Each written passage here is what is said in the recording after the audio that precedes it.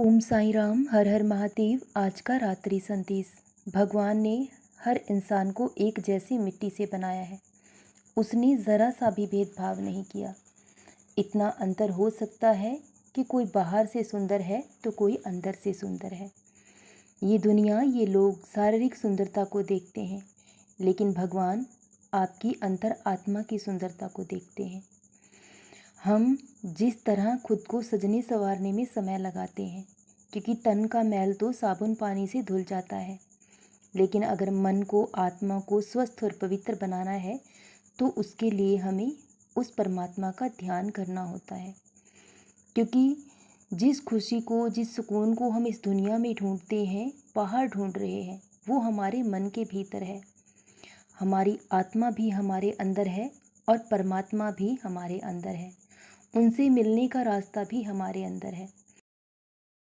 और अगर परमात्मा को पाना है तो हमें बाहरी मोह माया छोड़कर अपने आप में ही लीन होना होगा। अपनी दृष्टि को अंतर्मुखी बनाकर खुद में ही खोजना होगा। जब इंसान दूसरों को समझने लगता है तो वो बहुत समझदार होता है, लेकिन जिस दिन इंसान खुद को समझ लेता है, खुद को जान लेता है, खुद को पहचान लेता है, उस दिन उसकी खोज पूर्ण हो जाती है। क्योंकि हम इस धरती पर खुद को खोजने के लिए आए हैं, खुद को तराशने के लिए आए हैं और अपने जन्म को, इस जन्म मृत्यु के चक्र से मुक्ति प्राप्त कराने के लिए आए हैं, मोक्ष प्राप्ति के लिए आए हैं। क्योंकि जो ये जन्म हमें मिला है, ये बहुत सौभाग्य से मिला है और मनुष्य जन्म हमें सिर्फ एक बार मिला है। दोबारा ये जन्म हमें कभी नहीं मिलेगा। तो इसलिए यही वो समय है जब आप उस परमात्मा को पा सकते हो, जन्म मृत्यु के चक्र से मुक्ति पा सकते हो। अगर इंसान होकर भी हम उस परमात्मा का नाम जाप ना कर सकें, उनका ध्यान ना कर सकें, तो हमें खुद को पशुओं की वृत्ति में ही समझना चाहिए। क्योंकि उस ईश्वर ने इंसान को ही सर्वगुण संपन्न बनाया है। इंसान अगर बुरा कर्म करना छोड़ दे, अगर हर बुराई को छोड़ दे, तो वो परमात्मा के समान हो जाता है। और इंसान ही एक ऐसा है जो उस परमात्मा को पा सकता है।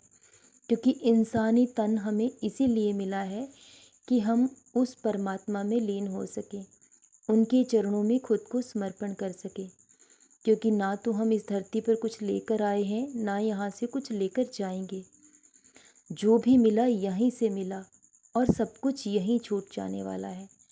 जिसे हम मेरा मेरा कहते हैं, आज वो आपका है, कल किसी और का हो जाएगा, परसों किसी और का हो जाएगा। तो ये मोह माया ही है जो हमें इस चक्र से बाहर नहीं निकलने देती। और एक गृहस्थ इंसान इस मोह माया के जाल से कभी बाहर निकल भी नहीं सकता।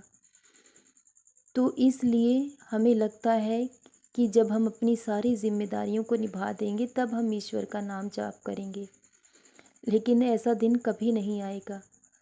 आज से, अभी से उस ईश्वर का ध्यान करें, उनका नाम जाप करें। हम सोचते हैं कि कल हम उस ईश्वर का नाम लेंगे और एक एक दिन करके समय बीतता जाता है।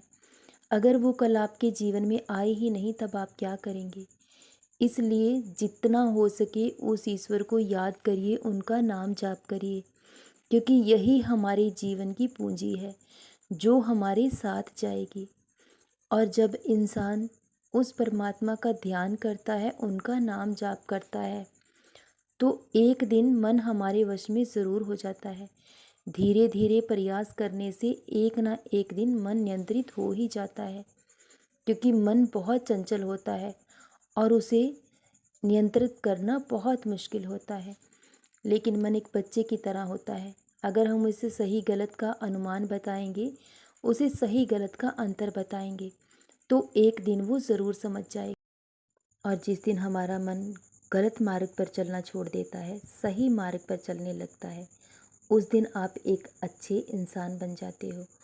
और जब आप एक अच्छे इंसान बन जाते हो तो भगवान आपको खुद ब खुद ढूंढ लेते हैं। तो हमारे जीवन का यही उद्देश्य है, उस ईश्वर को पाना। अगर उस ईश्वर को पाना है तो हमें उनका ध्यान करना होगा, क्योंकि ध्यान ही एक ऐसी साधना है जिससे हम उस परमात्मा को पा सकते हैं। जिस दिन आत्मा और परमात्मा का मिलन होगा, उस दिन जो आत्मिक सुख आपको अनुभव होगा, उसके सामने आपके लिए हर सुख फीका होगा। इसलिए जितना हो सके उस परमात्मा का नाम जाप करें, उनका चिंतन करें और दया भाव रखें हर जीव जंतु पर।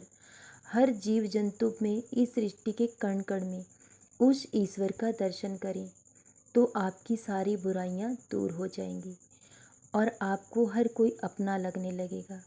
आप सबसे प्रेम करने लगेंगे। जिस दिन आप सबसे प्रेम करने लगोगे, सबकी भलाई चाहोगे, तो उस दिन आपको ईश्वर का साक्षात्कार ज़रूर होगा। सदा खुश रहें, सदा जपते रहें। ओम साई राम। हर हर महादेव। शुभ रात्रि मेरे बच्चों।